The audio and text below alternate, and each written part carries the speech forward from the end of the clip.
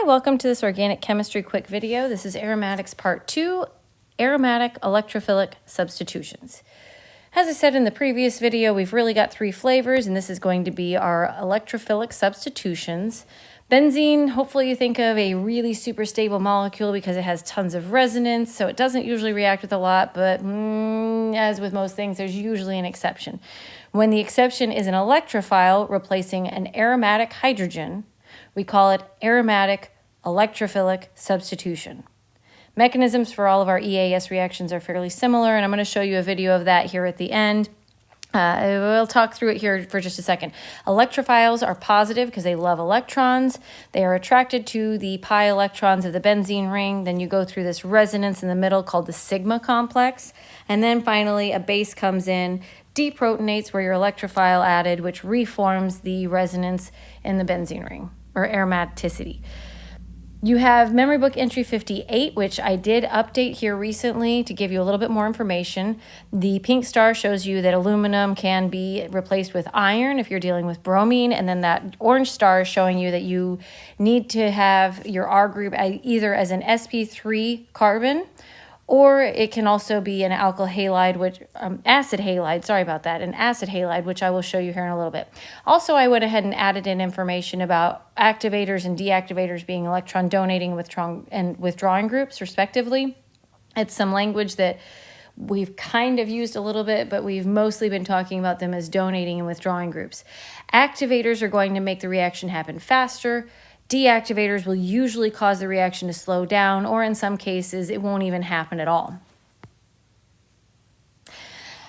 To show you what the last slide is really trying to say as far as determining what area things are going to add here, let's see, we'll go back to that. When you have an activator, your group is either going to be added in the ortho or the para position. Ortho is adjacent, para is opposite. And when you have a deactivator, it will only be added in the meta position. So here are some very specific examples. When you've got bromine adding, if there's no other group on there, it'll add anywhere because they're all equivalent. If you have an electron donating group, it'll add right next to it in that ortho position or in the opposite position. Now, if your electron donating group is big and bulky, you can have steric hindrance, and you'll really only see that ortho product. If you have an electron withdrawing group, it's going to direct over into the meta position. Same idea when you have chlorine. No, it's not the same idea. It's exactly the same thing. And you can also add an NO2 group, which we can do a lot of fun things with. We'll learn about that a little bit later. It's literally the same reaction. You just have nitric acid and sulfuric acid. And here you can add a sulfite group, SO3, HSO3. If you have concentrated fuming sulfuric acid, it will add the group. With dilute sulfuric acid, it will pull that same group back off. And you might be wondering, why would I add something that's so easy to take off? Well, it's very handy if you need to force something to add in a position that it wouldn't normally add into. You can add this HSO3 on, and it will protect and force into a different spot, and then you can pull it right back off with dilute sulfuric acid. So that's how that works. The last two are going to be dealing with, that R group that has to be sp3, or it can be an acid chloride. These are called Friedel-Crafts reactions. This one is called an alkylation because you're adding an alkyl group. Those three R's can really be anything. It does have to be an sp3 carbon. And if it's a primary sp3 carbon, it'll often rearrange to a secondary position as long as it's available. Also, you often will see polyalkylation, but usually when you see this, you just pluck off that chlorine and you stick whatever the whole group is directly onto your benzene ring in the appropriate spot. The next one is acetylation, and that's our acid chloride, and it adds essentially kind of a ketone coming off, which is also known as an acetyl group.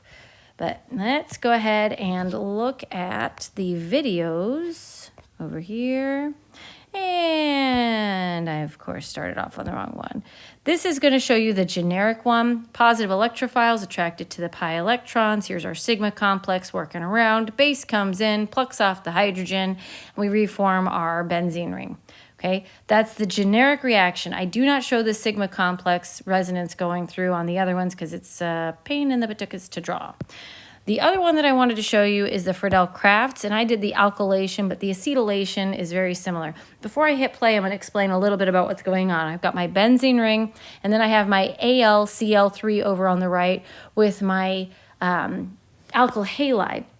That halogen on the alkyl halide is going to be looking at that aluminum saying, hey, aren't you supposed to have 4 bonds? Well, let me help you with that. And that's where you're going to get your positive carbon. You're forming a carbocation, kind of, and it's positive, attracted to the pi electron, so it'll scoot over there. And then aluminum is like, wait a second, I really don't want this chlorine, so it kicks it back off. All right, here we go. And here you go, you aluminum, and there we went ahead and formed the bond. Then that chlorine that kicked off the aluminum, whoa, yeah, we just formed hydrochloric acid, which I always make a big deal about. I don't like forming strong acids. This doesn't usually happen in water, okay? But that's how Friedel Crafts work. That's actually the same reaction mechanism for all the rest of them. Just thought I'd go ahead and show you on that one. I hope this helps. I'll see you guys later. Bye.